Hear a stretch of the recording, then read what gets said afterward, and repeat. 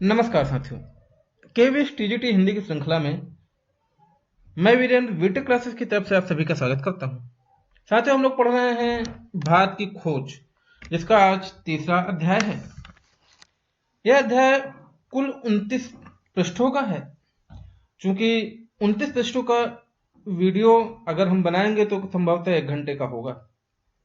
मैं इसके पूर्ण टॉपिक हैं जिससे आपको आपको आपको आपको आपको आपको आपको आपको आपको हर पढ़ने के लिए कम समय देना पड़ेगा और ज्यादा से ज्यादा आप उसका अवलोकन कर सकते हैं और अपने दृष्टि से उसको काफी ज्यादा महत्वपूर्ण बना सकते हैं।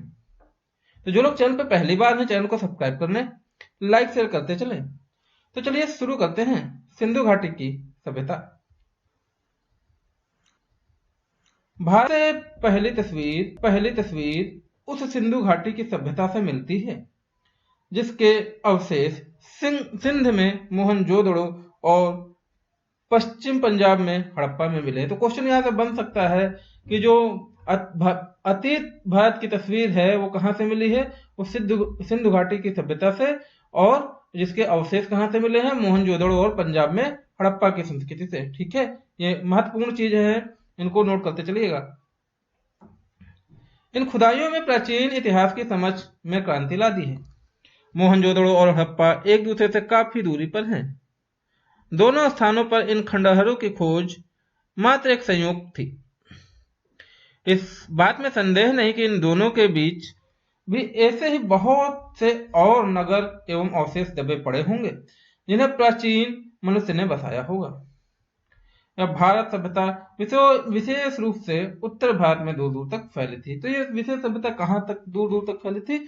तो उत्तर भारत में आप लिखेंगे कि उत्तर भारत में ये विशेष सभ्यता दूर दूर तक फैली थी। तो इस तरीके से आपका ये जो महत्वपूर्ण चीजें हैं साथ में कवर होते चले जाएंगे। जैसे पश्चिमी में काठियावाड़ और पंजाब में अंबाला जिले में, तो ये दोनों जिले याद कर लीजिएगा, काठियावाड़ और अंबाला जिले में। यह विश्वास किया जाता है कि सभ्यता गंगा की घाटी तक फैली थी, इसलिए यहाँ केवल सिंधु घाटी के सभ्यता भर नहीं, उससे बहुत अधिक है। अब तक हम जो जान सके हैं उसका बहुत महत्वपूर्ण है। सिंधु घाटी सभ्यता आज जिस रूप में मिली है उससे अनुमान लगाया जा सकता है कि वह अत्यंत विकसित सभ्यता थी और उस स्थिति में पहुंचने में उसे हजारों वर्ष लगे होंगे। आश्चर्य की बात है कि यह सभ्यता प्रधान रूप से धर्मनिरपेक्ष सभ्यता थी। धार्मिक तत्व मौजूद होने पर भी इस पर हावी नहीं थे। अतः यह भी स्पष्ट है कि यह भारत के बाद के सांस्कृतिक युगों की अग्रदूत थी। तो यह किसकी अग्रदूत थी? तो भारत के बाद सांस्कृतिक युगों की। ठीक है, सिंधु घाटी सभ्यता ने फारस, मेसोपोटामिया और मिस्र की सभ्यताओं से संबंध स्थापित किया। तो कहाँ कहाँ की सभ्यताओं से संबंध स्थापित किया था? फारस, मेसोपोटामिया और मिस्र। ठीक है, याद करते चलिएगा। और व्यापार भी किया। कुछ दृष्टियों से यह सभ्यता उनकी तुलना में बेहतर थी। यह एक ऐसी नागर सभ्यता थी जिसकी व्यापारी वर्ग धड़ाड़े था और उसकी महत्वपूर्ण भूमिका थी। तो ये कौन सी सभ्यता थी? नागर सभ्यता थी। ये भी महत्वपूर्ण क्वेश्चन आ सकता है। सड़कों पर दुकानों की कतारें थी और दुकानें संभवतः छोटी थी। तो ये भी आप याद करिएगा। सिंधु घाटी की सभ्यता और वर्तमान भारत के बीच समय के ऐसे कई दौर गुजरे हैं जिनके बारे में हम बहुत कम जानते हैं। वैसे भी इस बीच असंख्य परिवर्तन हुए हैं, लेकिन भीतर ही भीतर निरंतरता की ऐसी श्रृंखला चली आ रही है जो आधुनिक भारत को 6-7 हजार पुराने बीते हुए युगों से जोड़ती है। तो कितने साल पुराने युगों से जोड़ती है? तो 6-7 हजार साल पुराने। ठीक है, मेंशन करते चलिएगा। जब संभवतः सिंधु घाटी सभ्यता की शुरुआत हुई थी, यह देखकर अचरज होता है कि मोहनजोदड़ो और हड़प्पा में है जो हमें चली आती परंपरा रहन सहन की, लोक प्रचलित रीति रिवाजों की, दस्तकारी की, यहाँ की पोशाकें के फैशन की याद दिलाती है। यह बात दिलचस्प है कि भारत अपनी कहानी की इस भोर बेला में ही एक नन्हे बच्चे की तरह नहीं बल्कि अनेक रूपों में विकसित सयाने रूप में दिखाई दे, बड़े रूप में, बड़े रूप में। ठीक है, वह जीवन के तौर तरीकों से परिचित नहीं है।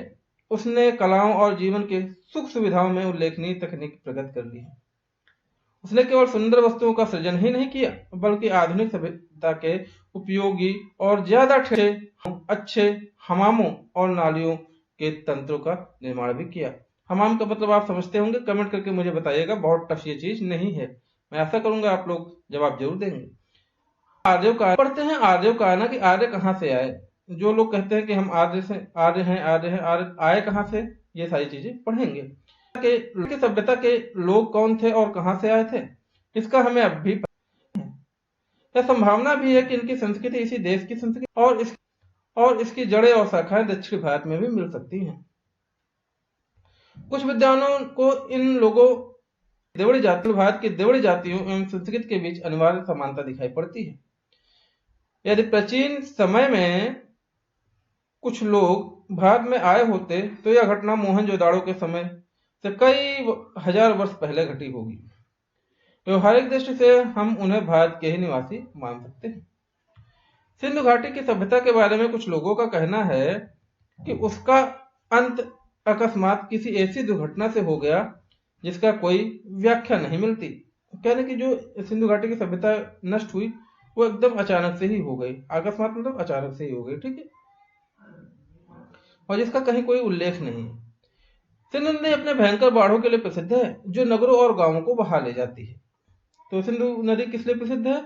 बाढ़ों के लिए, और जो भयंकर बाढ़ों के लिए, ठीक है, जो नदियों बहा ले जाती है।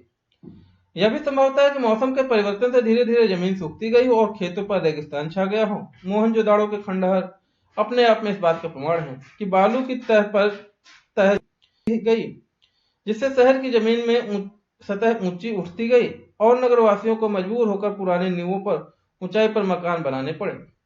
खुदाई में निकला कुछ मकान 2 या 3 मंजिले जान पड़ते थे। वह इस बात का सबूत थे कि सतह के ऊंचे उठने के कारण समय समय पर उन्हें दीवारें भी ऊंची उठाई गई। हम जानते हैं कि सिंधु का सूबा पुराने समय में बहुत समृद्ध और उपजाऊ था। तो सिंधु का सूबा कैसा था? समृद्ध और उपजाऊ। पर मध्य युग के बाद वह ज्यादातर रेगिस्तान रह गया। इसलिए यह मुमकिन है कि मौसमी परिवर्तनों ने उन इलाकों के निवासियों और उनके रहन सहन की पद्धति को प्रभावित किया। लेकिन मौसम के परिवर्तनों का प्रभाव दूर दूर तक फैली इस नागर सभ्यता के अपेक्षाकृत छोटे से हिस्से में पड़ा होगा। हमारे पास इस बात पर विश्वास करने के कारण तो हैं ही, लेकिन इस सभ्यता गंगा घाटी तक यह संभवतः उससे भी दूर तक फैली थी। इस बात का फैसला करने के लिए हमारे पास पर्याप्त आंकड़े नहीं। वह बालू जिसने इनमें से कुछ प्राचीन शहरों पर छा लिया था, उसी ने उसे सुरक्षित भी रखा, जबकि दूसरे शहर और प्राचीन सभ्यता के प्रमाण धीरे धीरे नष्ट होते रहे और समय के साथ खंड खंड हो गए। सिंधु घाटी की सभ्यता और उसके बाद के कालखंडों के बीच निरंतर संबंध के साथ ही सिलसिले के टूटने या इसमें अंतराल के प्रमाण भी मिलते हैं। यह टूटना इस बात का भी सूचक है कि बाद में आने वाली सभ्यता भिन्न प्रकार की थी। बाद में आने वाली सभ्यता में शुरू में संभवतः कृषि की बहुतायत थी, गोकीनगर और थोड़ा बहुत शहरी जीवन भी मौजूद था। खेतिहर पक्ष जो जोर शायद उन नवागंतुकों ने दिया होगा जो आर्य थे और उत्तर पश्चिमी दिशा में से भी भारत में एक के बाद एक कई बार आए। ऐसा माना जाता है कि आर्य का प्रवेश सिंधु घाटी युग के लगभग 1000 वर्ष बाद हुआ। यह भी संभव है कि इनमें इतना बड़ा समय का अंतर न रहा हो और पश्चिमोत्तर भारत में ये कबीले और जातियां समय समय पर आती रही हैं और भारत में जब्ज होती रही। जब्ज होना मतलब मिलना, ठीक है। सबसे पहला बड़ा सांस्कृतिक समन्वय मेला जोल बाहर से आने वाले आर्यों और उन द्रविड़ जातियों के बीच हुआ जो संभवतः सिंधु घाटी सभ्यता के प्रतिनिधि थे। इसी समन्वय और मेल जोल से भारतीय जातियों और बुनियादी भारतीय संस्कृति का विकास हुआ, जिसमें दोनों सभ्यताओं के तत्व साफ दिखाई पड़ते हैं। और बाद के युगों में बहुत सी जातियां आई, सबने अपना प्रभाव डाला और फिर यहीं घुल मिलकर रह गए। तो साथियों, इस तरीके से ये पार्ट हम यहीं पे समाप्त करते हैं। अब दूसरे वीडियो में हम लोग देखेंगे प्राचीनतम अभिलेख धर्म ग्रंथ और पुराण।